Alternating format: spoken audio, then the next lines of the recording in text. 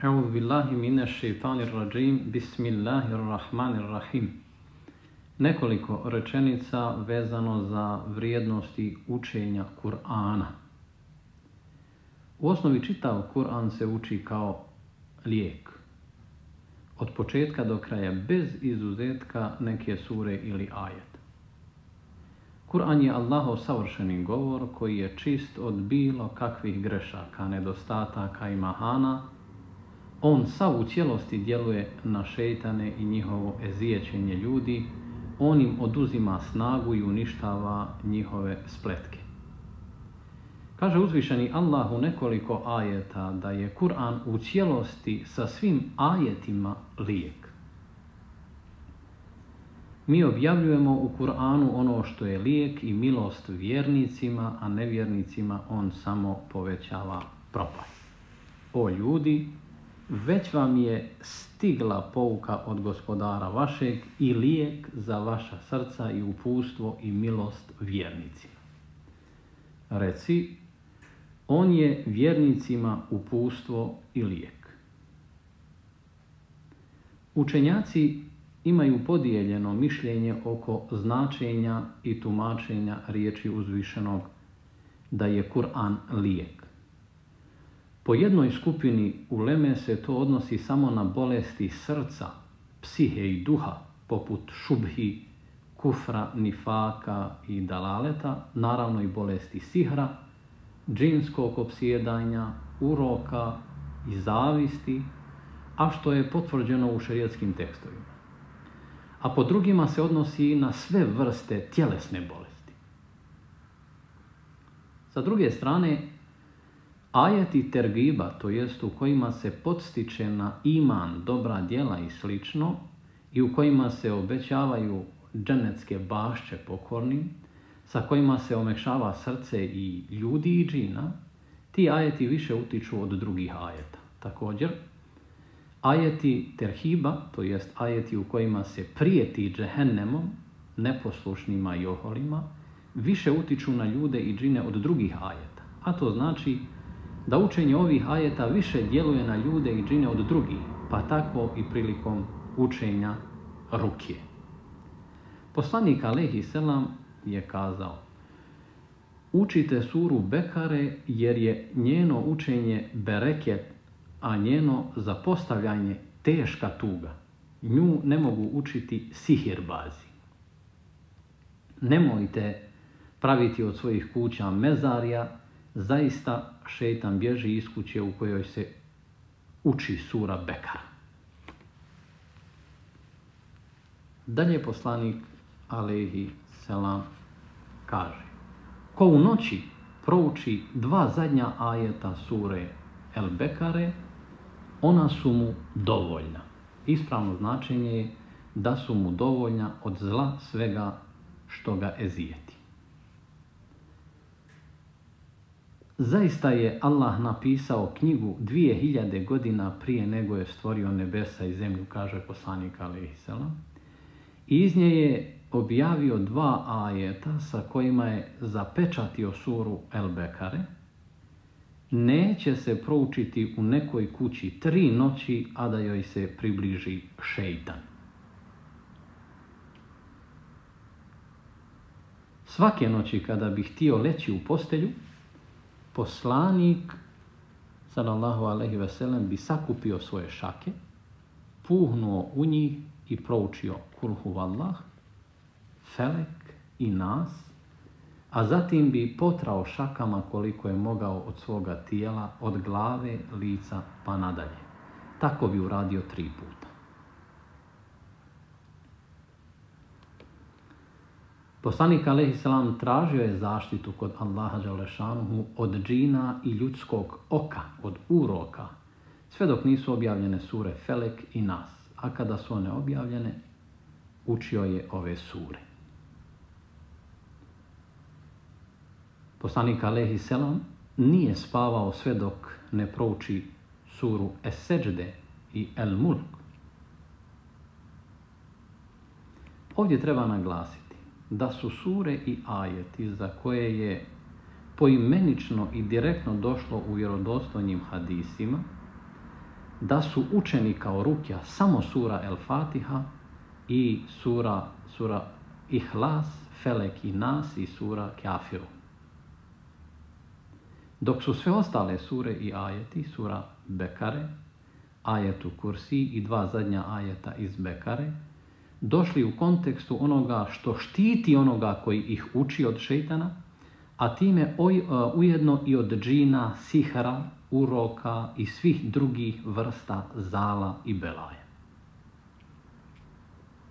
Tako da je ispravnije i preciznije reći za ove zadnje sure i ajete da su hadisi o njima dokaz da se uče kao zaštita i preventiva od sihra, džina,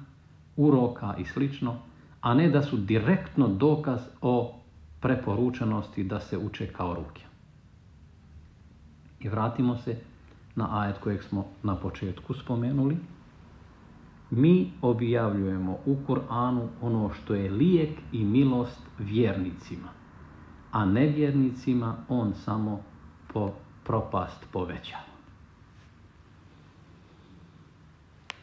A'udhu billahi minash shaytanir rajim. Bismillahirrahmanirrahim. Alif lam mim. Zalikal kitabu la rayba fihi hudan lil muttaqin. الذين يؤمنون بالغيب ويقيمون الصلاة ومما رزقناهم ينفقون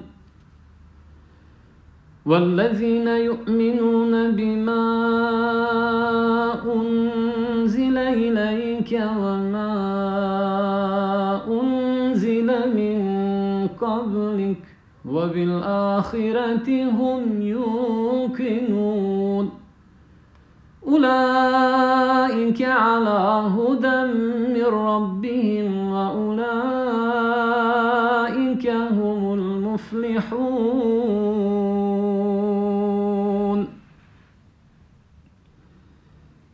واتبعوا ما تتلو الشياطين على ملك سليمان وما كفر سليمان ولكن الشياطين كفروا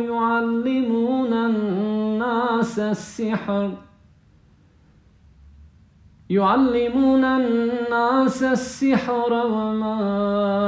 أنزل على الملكين ببابل هاروت وماروت وما يعلمان من أحد حتى يقولا إنما نحن فتنة فلا تكفر فيتعلمون منهما ما يفرقون به بين المرء وزوجه وما هم بضارين به من أحد إلا بإذن الله ويتعلمون ما يضرهم ولا ينفعهم ولقد علموا لمن اشتراه ما له في الآخرة من خلاق ولبئس ما شروا به أنفسهم لو كانوا يعلمون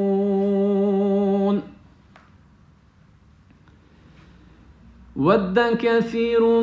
من أهل الكتاب لو يردونكم من بعد إيمانكم كفارا حسدا من عند أنفسهم من بعد ما تبين لهم الحق فاعفوا واصفحوا حتى يأتي الله بأمره إن الله على كل شيء قدير خالدين فيها لا يخفف عنهم العذاب ولا هم ينذرون وإلهكم إله واحد وإلهكم إله واحد وإلهكم إله واحد لا إله إلا هو الرحمن الرحيم إن في خلق السماوات والأرض واختلاف الليل والنهار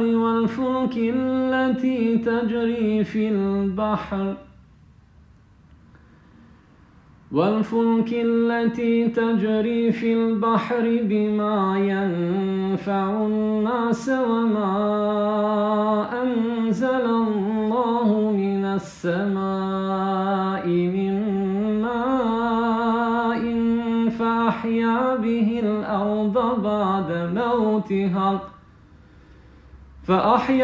الأرض بعد موتها وبث فيها من كل دابة وتصريف الرياح والسحاب المسخر بين السماء والأرض لآيات لقوم يعقلون ويسألونك عن المحيض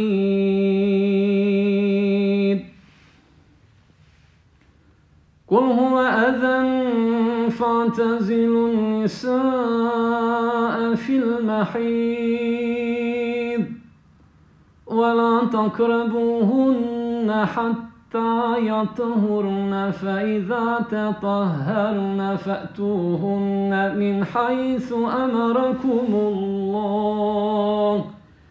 إن الله يحب التوابين ويحب المتطهرين الله لا إله إلا هو الله لا إله إلا هو الحي القيوم لا تأخذه سنة ولا نوم له ما في السماوات وما في الأرض من ذا الذي يشفع عنده إلا بإذنه يعلم ما بين أيديهم وما خلفهم ولا يحيطون بشيء من علمه إلا بما شاء وسع كرسيه السماوات والأرض ولا يؤوده حفظهما وهو العلي العظيم آمن الرسول بما أنزل إليه من ربه والمؤمنون كل آمن بالله وملائكته وكتبه ورسله لا نفرق بين أحد من رسله وقالوا سمعنا وأطعنا غفرانك ربنا وإليك المصير لا يكلف الله نفسا إلا وسعها لها ما كسبت وعليها ما اكتسبت ربنا لا تؤاخذنا إن نسينا أو أخطأنا ربنا ولا تحمل علينا إصرا كما حملته على الذين من قبلنا ربنا ولا تحملنا ما لا طاقة لنا به واعف عنا واعف عنا واغفر لنا وارحمنا أنت مولانا فانصرنا على القوم الكافرين. إن الدين عند الله الإسلام. إن الدين عند الله الإسلام. إن الدين عند الله الإسلام. وما اختلف الذين أوتوا الكتاب إلا من بعد ما جاءهم العلم بغيا بينهم ومن يكفر بآيات الله فإن الله سريع الحساب. قل اللهم مالك الملك تؤتي الملك من تشاء وتنزع الملك ممن تشاء وتعز من تشاء وتذل من تشاء بيدك الخير إنك على كل شيء قدير. تولج الليل في النهار وتولج النهار في الليل وتخرج الحي من الميت وتخرج الميت من الحي وترزق من تشاء بغير حساب.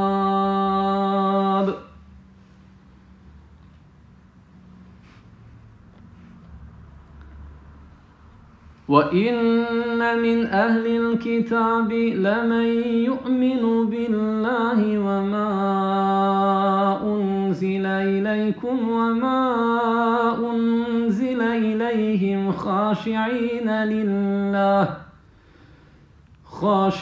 لله لا يشترون بآيات الله ثمنا قليلا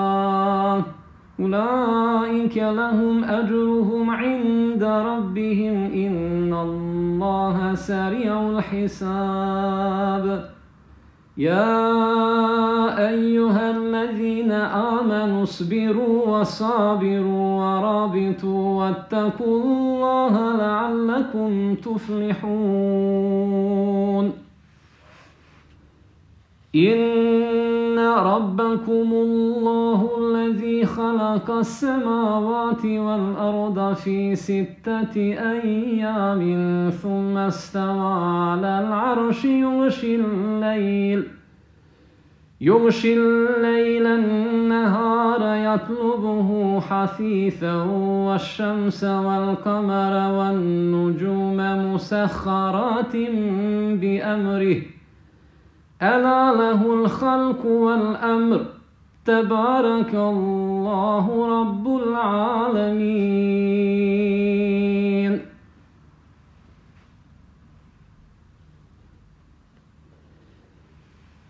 ولو ترى إذ يتوفى الذين كفروا الملائكة يضربون وجوههم وأدبارهم وذوقوا عذاب الحريق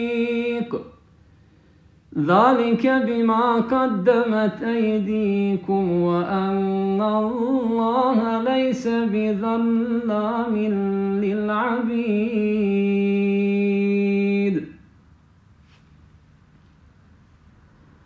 وقل جاء الحق وزهق الباطل إن الباطل كان زهوقا. وننزل من القرآن ما هو شفاء ورحمة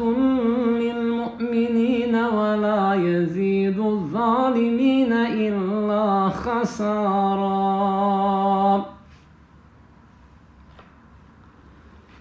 الله نور السماوات والأرض الله نور السماوات والأرض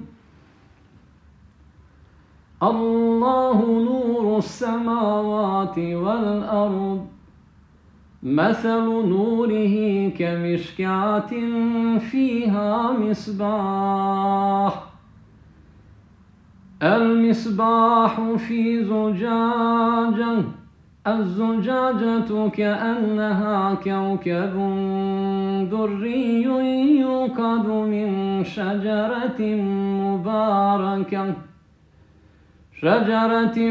مباركة زيتونة لا شرقية ولا غربية يكاد زيتها يضيء ولو لم تمسسه نار نور على نور يهدي الله لنوره من يشاء ويضرب الله الأمثال للناس والله بكل شيء عليم. ياسين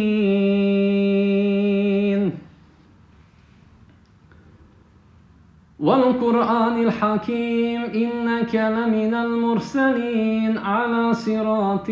مستقيم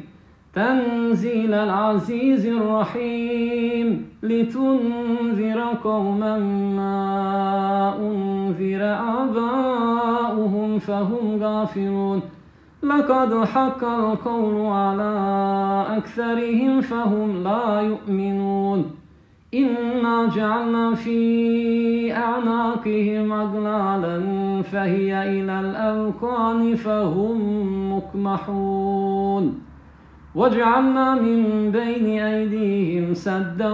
ومن خلفهم سدا فأغشيناهم فهم لا يبصرون وسواء عليهم أأنذرتهم أم لم تنذرهم لا يؤمنون إنما تنذر من اتبع الذكر وخشي الرحمن بالغيب فبشره بمغفرة وأجر كريم. إنا نحن نحيي الموتى ونكتب ما قدموا وآثارهم وكل شيء أحصيناه في إمام مبين. محمد رسول الله والذين معه أشداء على الكفار رحماء بينهم تراهم ركعا سجدا يبتغون فضلا من الله ورضوانا سيماهم في وجوههم من أثر السجود ذلك مثلهم في التوراة ومثلهم في الإنجيل كزرع أخرج شطأه فآزاره فاستغلظ فاستوى على سوقه يعجب الزراع ليغيظ بهم الكفار. وعد الله الذين آمنوا وعملوا الصالحات منهم مغفرة وأجرا عظيما. الرحمن علم القرآن خلق الإنسان علمه البيان. الشمس والقمر بحسبان والنجم والشجر يسجدان والسماء رفعها ووضع الميزان ألا تطغوا في الميزان وأقيموا الوزن بالقسط ولا تخسروا الميزان والأرض وضعها للأنام فيها فاكهة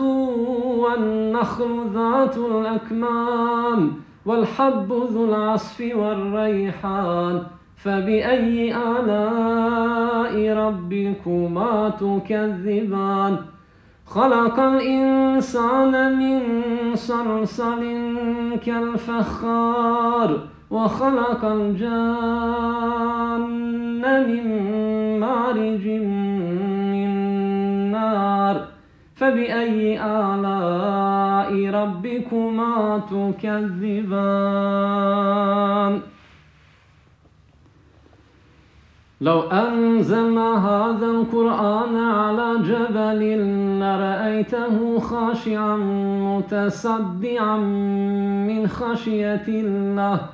وتلك الأمثال نضربها للناس لعلهم يتفكرون هو الله الذي لا إله إلا هو عالم الغيب والشهادة هو الرحمن الرحيم هو الله الذي لا إله إلا هو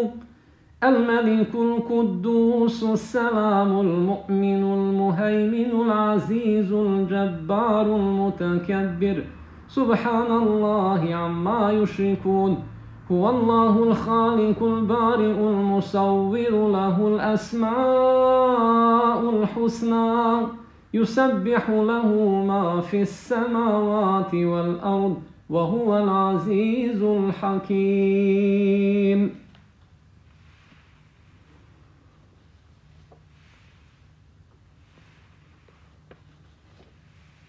فأما من أوتي كتابه بيمينه فيقول هاؤم اقرءوا كتابيه إني ظننت أني ملاق حسابيه فهو في عيشة راضية في جنة عالية قطوفها دانية كلوا واشربوا هنيئا بما أسلفتم في الأيام الخالية وأما من أوتي كتابه بشماله فيقول يا ليتني لم أوت كتابيه ولم أدر ما حسابيه يا ليتها كانت القاضية ما أغنى عني ماليه هلك عني سلطانيه خذوه فغلوه ثم الجحيم صلوه ثم في سلسلة ذرعها 70 ذراعا فاسلكوه إنه كان لا يؤمن بالله العظيم ولا يحض على طعام المسكين قل أوحي إلي أنه استمع نفر من الجن فقالوا إنا سمعنا قرآنا عجبا يهدي إلى الرشد فآمنا به ولن نشرك بربنا أحدا وأنه تعالى جد ربنا ما اتخذ صاحبة ولا ولدا وأنه كان يقول سفيهنا على الله شططا وأنا ظننا أن لن تكون الإنس والجن على الله كذبا وأنه كان رجال من الإنس يعوذون برجال من الجن فزادوهم رهقا وأنهم ظنوا كما ظننتم أن لن يبعث الله أحدا وأنا لمسنا السماء فوجدناها ملئت حرسا شديدا وشهبا وأنا كنا نقعد منها مقاعد للسمع فمن يستمع الآن يجد له شهابا رصدا وأنا لا ندري أشر أريد بمن في الأرض أم أراد بهم ربهم رشدا وأنا منا الصالحون ومنا دون ذلك كنا طرائق قددا وأنا ظننا أن لن نعجز الله في الأرض ولن نعجزه هربا وأنا لما سمعنا الهدى آمنا به فمن يؤمن بربه فلا يخاف بخسا ولا رهقا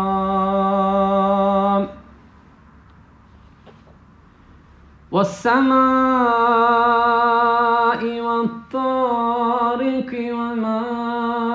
أدراك ما الطارق النجم الثاقب إن كل نفس لما عليها حافظ فلينظر الإنسان مما خلق من ماء دافق يخرج من بين الصلب والترائب إنه على رجعه لقادر